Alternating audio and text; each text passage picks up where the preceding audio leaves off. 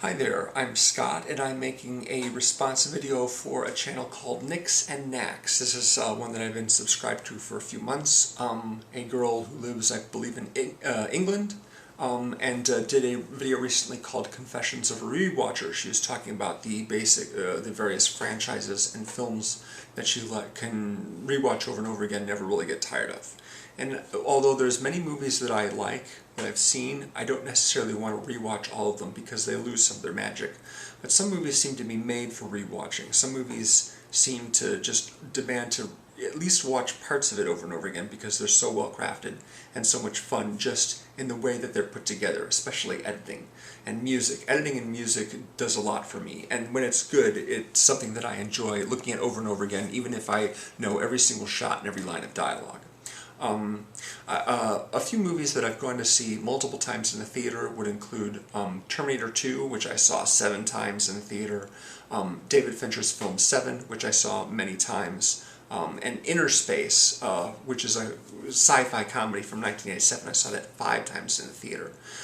When I was a kid in the 80s, I would basically, everything that I watched was determined mostly by my parents, who would take me and my younger brother to see movies. And sometimes if a movie was really good and fun, we'd see it more than once. Movies like Ghostbusters, E.T., Empire Strikes Back, Back to the Future, movies like that were popular with us, and so we would see them a couple of times. Most of the movies that I saw back then were big sort of spectacle movies, like the ones I just mentioned, and so I was under the mistaken impression that every single movie ticket cost like $100, because we would only go like a couple times a year, and they were all these big spectacular movies. I didn't realize that they were, they're not even $100 now. They'll get there one day, but right now I think a premium movie ticket is around $12, and it's like $20 for a really good IMAX screening.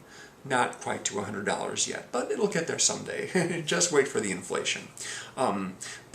Yes, once I started seeing movies on my own, then I would maybe obsessively go back and watch a movie many times, like Terminator 2, for example. The reason why I saw it so many times in the theater is because I knew that it just wouldn't be as much fun at home. I wanted to see it on the big screen as many times as possible. Of course, seeing movies at home is the best way to rewatch stuff because you don't have to pay for it multiple times if you've got the video, and that's happened to me on a number of occasions. There have been times when I've watched, the first time I rewatched a movie on like the same day was The Goonies, which is this 80s adventure comedy. And basically, my brother and I were just basically had the place to ourselves one night while my parents were out, and we rented The Goonies. We'd never seen it before, and we enjoyed it so much that we immediately rewound the VHS tape and watched the whole thing again from the beginning. I don't do that very often, but yeah. There's some movies that have particular scenes that I love rewatching. When I was using VHS regularly, I would make compilation tapes of favorite scenes of mine. Sometimes they were action scenes, sometimes they were musical scenes of characters singing, dancing, what have you. Kind of like supercuts, only like an entire 2-hour tape full of those like entire scenes, one after the other. And since I enjoyed rewatching those scenes so much, I just made a tape with all my favorites on one tape, and I ended up making several of those tapes. And it wasn't just scenes, of course, trailers, music videos, things like that I love rewatching. But as far as whole movies go, there's been a number of those. Over the years, there may have been a particular movie that premieres on cable and it gets played every single week. And if I happen to be watching TV frequently, I'll watch some of it when it comes on. Recently, movies like The Bourne Legacy and The Grand Budapest Hotel have been playing multiple times on cable, and so whenever it's on, I would watch it because I really enjoy it.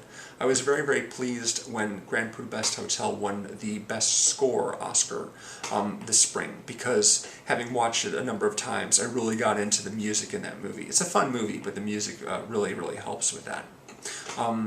And going back all the way back to like the 80s and the 90s, if there was a movie that I particularly enjoyed that was playing cable regularly, I would watch it, or at least some of it, pretty much any time it happened to be on.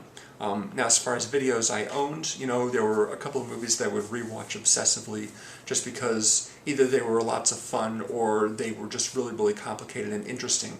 Nixon, for example, is a drama that Oliver Stone made in 1995, and I watched that movie, I don't know how many times, but I would watch it in parts because it's over 3 hours long. Like maybe 40, 45 minutes at a time I would watch, and there's certain segments that I just loved because they were so stylish and interesting visually, and of course the music helped with that as well. It's a John Williams score in Nixon. There's another movie called Twister, which came out a year later, which is kind of a dumb movie, but fun dumb. It's a fun dumb movie, and I saw that multiple times. Recently, DVDs that I've collected include The Avengers and a couple Fincher movies, The Social Network and The Girl with the Dragon Tattoo. And those are movies that I love rewatching just because, again, they're just moment to moment, they're really exciting and fun and interesting and just stylishly made. And there'll be particular scenes that I really like and may rewatch those, or sometimes the entire movie, depending. But yeah, that's the kind of stuff that I like rewatching. So, after watching your video a couple days ago, I wanted to talk about this. I can't remember when you put it up, it might have been a few weeks ago, but I only just got around to watching it recently. So I want to do a response and let you know that I'm a fan of your channel. I've been watching you and Rianne Toria, who you partner up with a lot. Enjoying that quite a bit, so thanks, and I'll catch you again real soon. Bye.